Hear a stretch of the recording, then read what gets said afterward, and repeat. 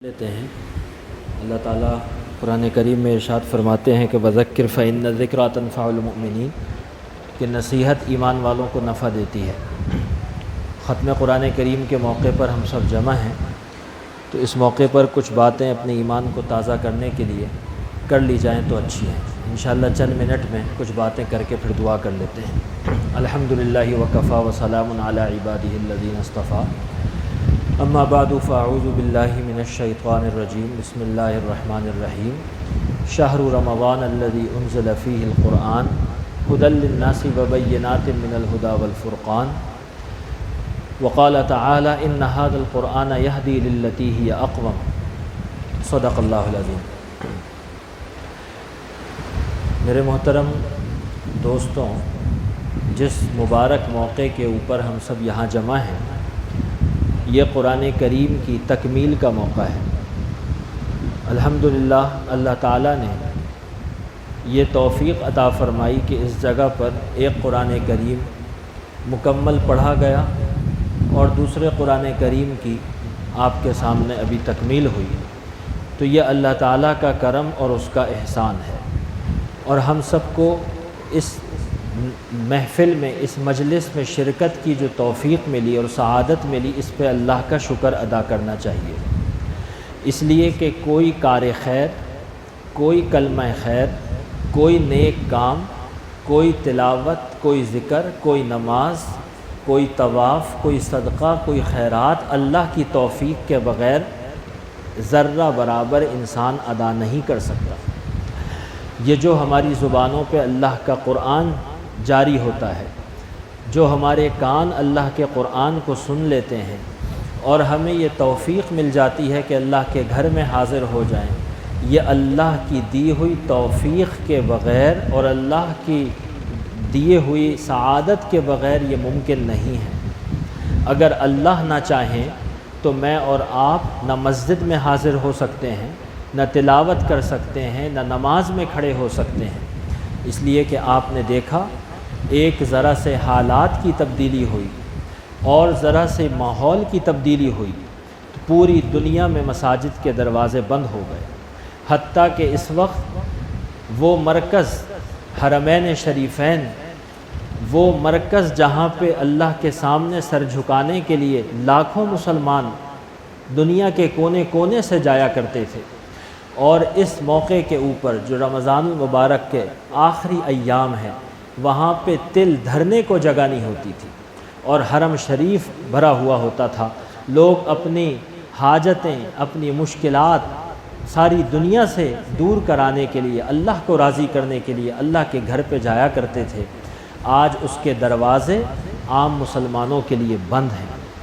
آج وہاں پہ طواف، وہاں کی نمازیں، وہاں کی تراویح، اگر میں غلط نہیں کہہ رہا ہوں تو چند دن پہلے جو میں نے منظر دیکھا تو جتنے افراد یہاں پہ موجود ہیں اتنے افراد حرم مکی میں موجود نہیں تھے۔ یہ عبرت کا مقام ہے، یہ ہمارے لیے اللہ کی طرف سے امتحان ہے کہ اللہ نے جب حالات کو تھوڑا سا تبدیل کیا اور اللہ نے یہ دکھلایا کہ میرا اگر حکم نہ ہو تو تمہارے قدم مسجد میں نہیں جا سکتے، اور میرا اگر ذرا سا امر ہو جائے تو تمہارے لیے حرم کے دروازے بند ہو جائیں گے۔ اس کا ذریعہ کوئی بھی بنا ہو، اس کا سبب کوئی بھی بنا ہو، دنیاوی حالات کے طور پہ اور اسباب کے طور پہ، چاہے وبا اس کا ذریعہ بنے، چاہے حکمران بنے، چاہے کافر بنے، چاہے مسلمان، اس کی بات نہیں کر رہا، ذریعہ کوئی بھی بنے، پیچھے امر اللہ کا چلتا ہے کہ اس امت نے بحیثیت مجموعی، ہم نے اجتماعی طور پہ اس اللہ کو ناراض کرنے کے ایسے کام کیے ہیں، ایسی نافرمانیاں کیے ہیں کہ اللہ نے اپنے گھروں کے دروازے ہمارے لیے بند کر دیے ہیں۔ یہ عبرت کا مقام ہے، یہ سوچنے کا مقام ہے، یہ آنسو بہانے کا مقام ہے کہ میرے اللہ ہم سے ناراض ہے۔ کوئی آدمی کسی سے راضی ہوتا ہے تو اس کو اپنے گھر پہ بلاتا ہے، اس کا اکرام کرتا ہے، اس کو عزت دیتا ہے، اور کسی سے ناراض ہوتا ہے تو اپنے گھر کے اندر دروازے اس کے لیے بند کر دیتا ہے، اس کے آنے کو پسند نہیں کرتا۔ تو ایک تو اس بات پہ اللہ کا شکر ادا کریں کہ اللہ نے ہم کو یہ توفیق دی کہ ہم نے اللہ کے سامنے سجدے میں سر ٹکایا اور اللہ کے سامنے اپنی جبینوں کو جھکایا اور اللہ کے سامنے سجدہ ریز ہوئے، یہ اللہ کا کرم ہے۔ اس وقت ساری دنیا کی مسجدیں بند ہیں اور آپ کے اس ملک کی مسجدیں اللہ نے کھلوا دیں، اور ہمارے علماء اللہ ان کو جزائے خیر دے کہ انہوں نے اپنی کوششوں اللہ کے گھر ہمارے لیے کھلوائے۔ تو ایک تو اللہ کا شکر ادا کریں۔ دوسری بات یہ کہ یہ جو قرآن کریم اللہ نے ہم سب کو عطا فرمایا، میرے دوستوں، اللہ نے جو زندگی دی ہے بہت مختصر سی زندگی ہے۔ اس مختصر سی زندگی میں اللہ تعالیٰ مختلف حالات کو بھیجتے ہیں۔ کبھی خوف کا حال آئے گا، کبھی بھوک کا حال آئے گا، کبھی معیشت تباہ ہو جائے گی، کبھی کوئی اور پریشانیاں آئیں گی، کبھی صحتیں تباہ ہو جائیں گی، کبھی مال ختم ہو جائیں گے، کبھی زراعت ختم ہو جائے گی۔ اللہ نے فرمایا ہے قرآن کریم میں کہ وَلَنَبْلُوَنَّكُمْ بِشَيْءٍ مِّنَ الْخَوْفِ وَالْجُوعِ، کہ اللہ تمہیں آزمائیں گے، خوف دے کر بھی، بھوک دے کر بھی، مالوں کے اندر کمی کے ذریعے بھی، جانوں کے اندر کمی کے ذریعے بھی۔ یہ جو بیماریاں آ رہی ہیں، یہ جان انسانوں کی ختم ہو رہی ہیں، وبائیں آ رہی ہیں، تکلیفیں آ رہی ہیں، معیشت تباہ ہو رہی ہے، خوف چھایا ہوا ہے، اللہ فرماتے ہیں اللہ آزمائیں گے۔ اور اللہ نے پھر فرمایا ہے کہ وَبَشِّرِ الصَّابِرِينَ، صبر کرنے والوں کو خوشخبری دو، صبر کرنے والوں کو خوشخبری دو۔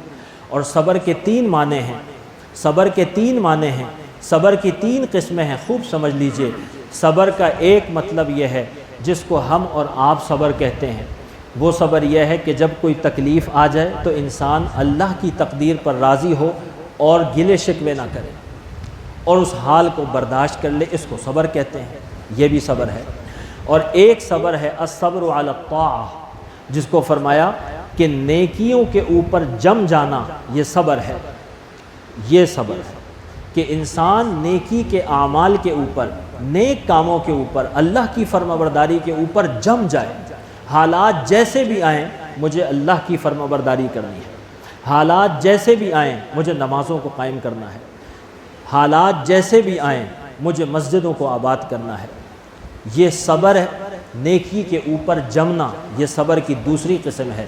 اور صبر کی تیسری قسم الصبر عن المعصیہ، کہ گناہ سے اپنے نفس کو روکنا، یہ صبر کی تیسری قسم ہے کہ جتنا بھی نفس کا تقاضا ہو، جتنا شیطان کا تقاضا ہو، جتنی لالچ دکھائی جائے، جتنی دنیا کی رنگینیاں نظر آئیں، میں اللہ کی نافرمانی میں ایک قدم آگے نہیں بڑھاؤں گا۔ یہ گناہوں سے اور معصیت سے اپنے آپ کو روکنا، الصبر عن المعصیہ۔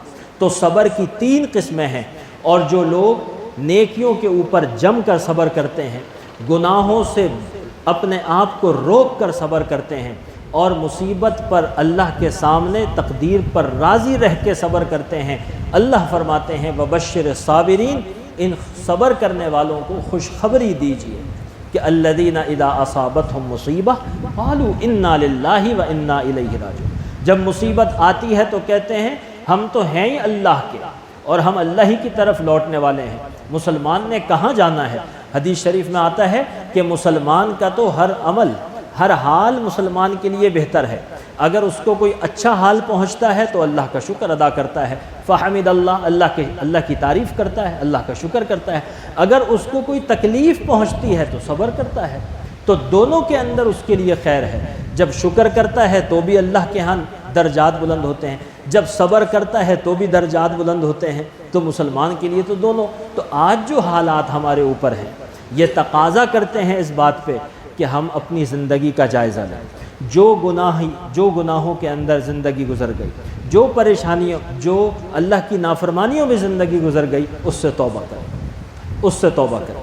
اور یہ تکمیل قرآن کریم کا موقع ہے، انشاءاللہ دعا کریں گے اللہ سے گڑ گڑا کر اپنی گناہوں کی اور نافرمانیوں کی معافی مانگیں، اور اللہ سے اس بات کا عہد کریں کہ اے اللہ، یہ جو دنیا کی زندگی آپ نے دی بہت مختصر سی دی، آج تک بڑی نافرمانی ہو گئی، اے اللہ مسجدوں کے دروازے بند ہو گئے، آپ ہم سے راضی ہو جائیے، مسجدوں کے دروازے کھول دیجئے۔ ہم مسجدوں میں آنے کا عہد کرتے ہیں، ہم مسجدوں کو آباد کرنے کا عہد کرتے ہیں۔ کیا محفوظ ہو جائیں گے؟ اللہ تعالیٰ قرآن کریم میں فرماتے ہیں اینما تکونوا یدرککم الموت ولو کنتم فی بروج مشیدہ۔ مفہوم ہے کہ جہاں بھی تم ہو تمہیں موت ضرور پکڑے گی، اگرچہ تم بڑے محفوظ قلعوں کے اندر بند ہو جاؤ، سب کوارنٹائن کر لیجئے، بند ہو جائیے ہر طرف سے، موت نہیں چھوڑنا، موت تو پکڑے گی آگے۔ تو کہاں جاتے ہیں؟ کہاں جاتے ہیں؟ المیہ ہے، بوڑھوں کو کہا گیا ہے کہ آپ کے لیے صحت کے لیے مضر ہو سکتا ہے، لیکن المیہ تو یہ ہے کہ جوان مسجدوں سے غائب ہو گئے، جن کو کوئی خطرہ نہیں ہے، یعنی موجودہ اطباء کے کہنے کے مطابق بھی جوانوں کو کوئی خطرہ نہیں ہے، وہ مسجدوں سے غائب ہو گئے۔ کہاں چلا گیا ہمارا ایمان؟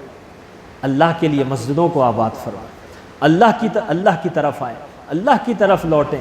یہ وبائیں مسجد کو آباد کرنے سے دور ہوں گی، یہ مسجد کو ویران کرنے سے دور نہیں ہوں گی۔ یہ وبائیں آئی ہی اس لیے ہیں کہ ہم اللہ کے دین سے دور ہیں، اور دور ہو جائیں گے تو وبا دور ہو جائے گی۔ وبا شکلیں بدلے گی، شکلیں بدلے گی، ایک شکل، دوسری شکل، تیسری شکل، اللہ کے ہاں تو کوئی کمی نہیں ہے۔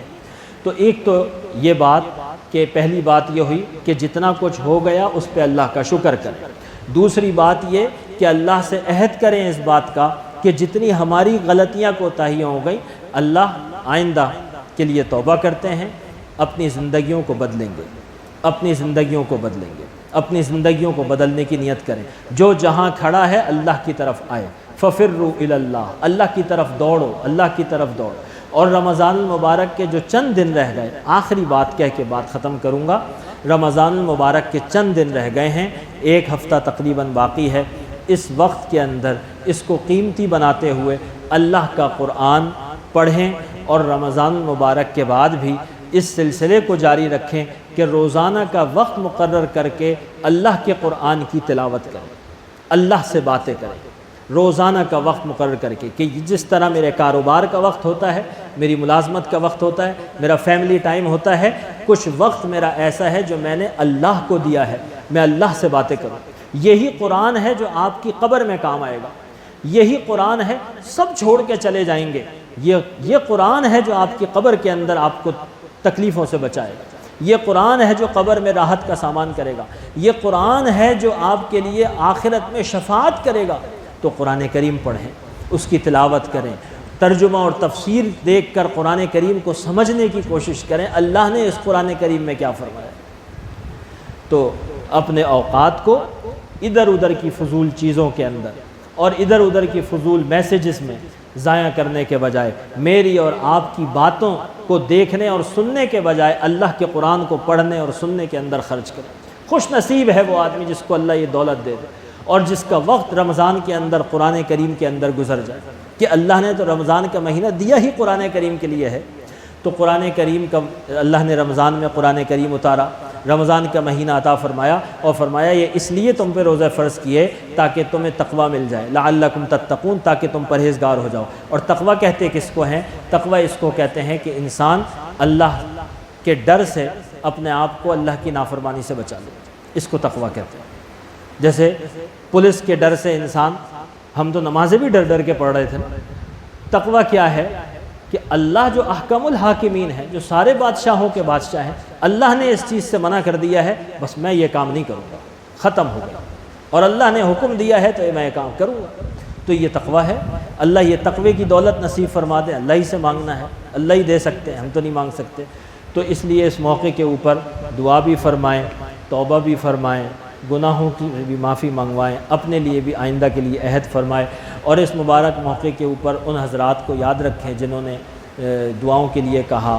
بہت سارے حضرات ہیں، انہوں نے دعاؤں کے لیے کہا، بیمار ہیں صحت یابی کے لیے کہا، موجودہ حالات کی وجہ سے لوگ مالی پریشانیوں کا شکار ہو گئے، اس کے لیے بھی دعا فرمائیں۔ اور جو ہمارے یہاں کے مسجد کے پرانے نمازی متولی ماشاءاللہ بھائی عیسیٰ صاحب مرحوم مغفور، اسی طرح اور دوسرے حضرات، ان کے لیے بھی دعا فرمائیں۔